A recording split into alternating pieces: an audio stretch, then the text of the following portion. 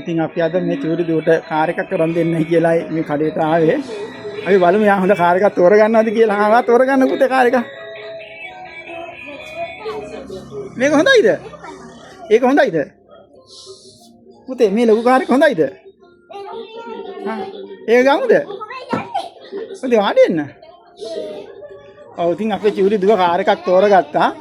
ඉතින් මේ කාර් එක මේ දුවට අරන් දෙන්න තමයි මම මේ සූදානම් වෙන්නේ. ඉතින් හරිද? ඉතින් ඔන්න කොහොම මේ පැත්ත බලන්න.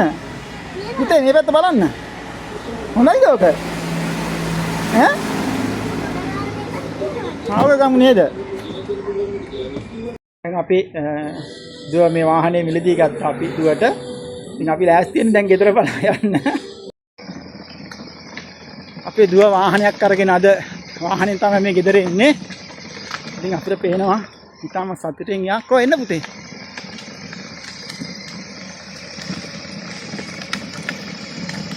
ඉතාලම සතුටින් අද යා වාහනෙන් ගෙදර යන්නේ.